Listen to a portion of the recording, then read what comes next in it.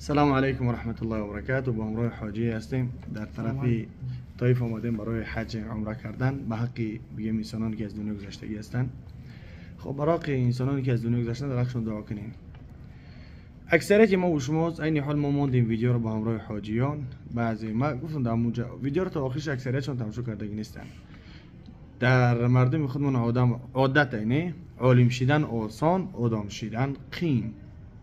یعنی الله انسان آدم خلق کرد این قین بوده است و عالم شدن آسانه. چرا یعنی عالم به نهایت کمه؟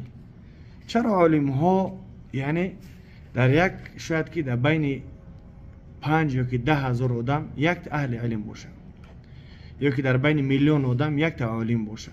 و نه، الله اعلم. اینم باز دیوم در تاجیکستان بسیاری ها من امر میکنن که گوشت سگ بخرین توبتی میوین، میخرین. عرق تون میگن بخرین، سحر جادو را میبرن میخرین. هم خیلی است؟ بله. میزه که آدم میگن بخرین میخرین برای توبتی تون. اعوذ بالله. همین چیزا را ما تاجیک و الحمدلله از تاجیکستان میدونم، در تاجیکستان زندگی کردگی هستیم، میدونم همین چیزا را دیدگی هستیم. یک دیگه‌مش که بسیاری ها می نویسن در کامنتاری یا در اینستاگرام می نویسن که دل مومون تو مثلا میزه که اشتر حلال میگو. نعوذ بالله، ما حلال نگفتم. توبتی حدیثی رسول خدا صلی الله علیه و سلم انس ابن مالک روایتش میکنه. حدیث در امام بخاری 6804 رقمه. کدامید که اهل علمین بدروین بکوین. یعنی امام ابو حنیفه رحمت الله علیه میفرماید که اذا سهل الحدیث فهو مذهبی. هر حدیثی که شما پیدا میکنین او صحیح باشه او ای مذهبی من امام ابو حنیفه رحمت الله علیه میگه. و کسانید که علم ندارین، کسانید که نشنیدین یا که ندیدین، اون معنی نداره که حدیث در این وجود نداره یا اینکه کار دروغه.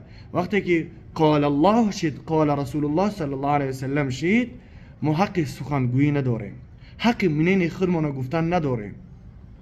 یعنی سمعنا و اطعنا، شنیدم و اطاعت کردیم. کسی که میخواهین برای توبتی، همونجا برای توبتی میگیم نزد رسول خدا صلی الله علیه و سلم بعض از قوم ها اومدن گفتن که یا رسول الله ما بیمار هستیم، شکمشون در کردن، دم کردن و اونها را رسول خدا صلی الله علیه و سلم توصیه داد به شیر شتر و هم میزک شتر و اونها را عرلش کرده خوردن. به همون خاطر یعنی چیزی که نمیدونین بعضی هاشون می نویسن که با این روز بگه میزک شترم میزک سگم میگو حلاله برای توبتی بخرین. این انسانی خوب، ما هر چیزی که برای خودمون دوست می‌داریم، مؤمن مسلمان همون است که هر اون چیزی که برای خودش دوست می‌داره برای برادرش دوست بداره. لا یؤمن احدکم حتی احب لاخی ما یحب لنفسه. مؤمن شما اون است که هر اون چیزی که برای خودش دوست می‌داره برای برادرش دوست بداره. با همون خاطر یعنی ما توصیه دادیم برای انسانانی که پرستتی دارن، گیپاتیت دارن، الله اولش که با اون بیماری شما رو مبتلا نکنه. وقتی که اون بیماری در خطان دیدین بعد میفهمین. یعنی پیش از آنی که شما یک گپ میگن فکر کنین، عقلتان کار فرمین. الله در قرآن میفرماید که فاسالوا اهل الذکر ان کنتم لا تعلمون. هر اون چیزی که شما نمیدونین الله میگه در قرآن پرسن اهل علم را. اگر اون چیزی که شما نمیدونین، مادامی که نمیدونین نشنیدین، پرسن. یک معامله یعنی با حکمت بپرسین، با حکمت دعوت کنین. الله هدایتون بده. یعنی بسیارش کمیتری به نهایت دغل نوشتیستن. این معنای داره که انسان به شرفیش، به عقلش، به فرهنگیش، به تربیتش، به تمیزیش. الله اولش که ایمان کامل برات نتو فرمویه. بخاطر اکثریت مردمون به علم جاهلی همین چی هستن که فرهنگ حتی آداب گپزنی ندارن. الله هدایت حتی در همین حج میان آداب گپزنی، اخلاق رفتار ندارن. حج آمدین به خاطر الله بیاین، عبادت به خاطر الله بکنین، نه به خاطر که اون بیان شما رو حاجی بگن، نه به خاطر اون که ریا باشه. والله که هر کدومت که حج میان به خاطر که اون که شما رو حاجی بگن، والله که حجتون قبول نیست. حج بیان به خاطر اون که تغییر اگر که نیفتین حجتون قبول نیست. این را فراموش مکنین. دعا کنین که پروردگار حج ما خاص به خاطر الله باشه، نه به خاطر ریا، نه به خاطر منت مردم که مردم بدونن بشناسن تو یک حاجی هستی. فقط تنها به خاطر الله حج بکنین. الله سبحانه و تعالی هدایتون کنه. پیش اونی که چیزی که نمیدونین نشنیدین خلاصه و قیاس نبرین، از پیشتون گپ نزنین. هر کسی که باور ندارن به حدیث با آیت قرآن نعوذ بالله کافر میشین. و اون خاطر پیش از خودتون هر گپ نگین. اولش اونی که کتاب هوی کنین، در صحیح بخاری نیفتیش، در صحیح مسلم نیفتیش، در سنن ابو داود نیفتیش، ترمذی نیفتیش، ابن ماجه، امام احمد حنبل ده نیفتیش. بعد حکم کس پیش خودت. بعد گپ زن در صحیح سیته که نیفتی من حدیث ها. بعد بگین که همین حدیث ها ما همین گپ در همین حدیث ها پیدا نکردم. از کجا باشه؟ حالا که اکثریتتون سبحان الله قرآن خوندن نمیتونین، الف ای ب فرق نمیکنین، ب را توق فرق نمیکنین، یا که الف ای تیاق فرق نمیکنین، میخزین حکم میکنین، گپ میزنین. بعضیاتون سبحان الله میگن که فلانی افغان ما را گفت که این خیلی این چیز مکروه یا که این چیز نمیشه. آخه چیکار میکنم افغان تا یا که پاکستانی تا یا که اون بنگالی تا یا که هندو تا؟ حدیث گپ زد، دلیل گپ زد. بله با دلیل قول الله قول رسول الله تمام، قول صحابه.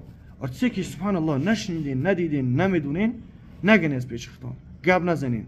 یا که شیر اشتر انسان مست میکنه پیون میشه نعوذ بالله، یا که شیر یا که میزک اشتر حرام است، حرام کرده خدا را چرا شما حلال میگین میخرین نعوذ بالله.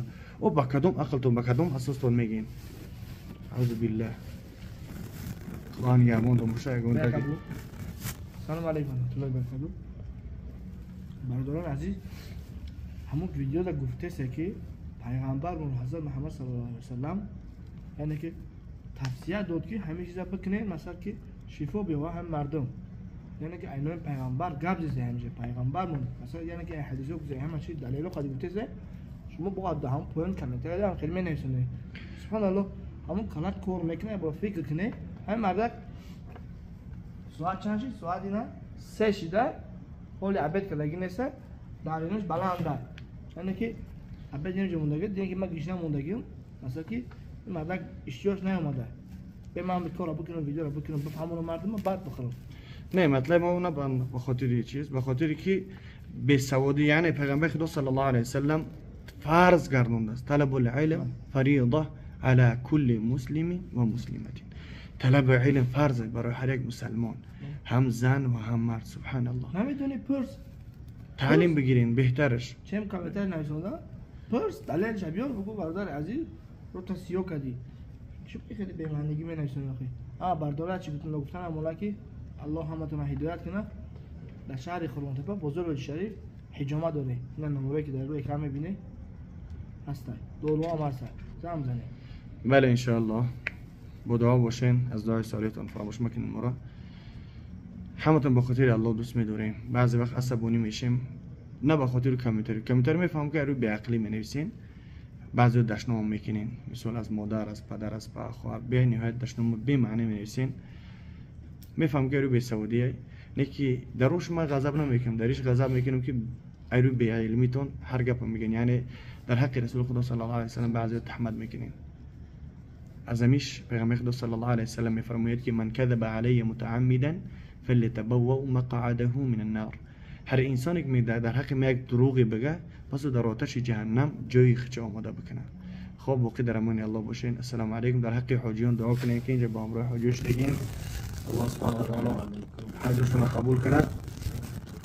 یعنی ما الحمدلله هممون برادر هستیم، به خاطر الله برادری میکنیم، چه حاجی مسلم باشه چه برادر اسلام جان باشه به خاطر الله برادری میکنیم. در همه جا شناس شدیم نه که برادر من به خاطر الله بمونه، به خاطر الله هست ان شاء الله. خدا امان الله. السلام علیکم.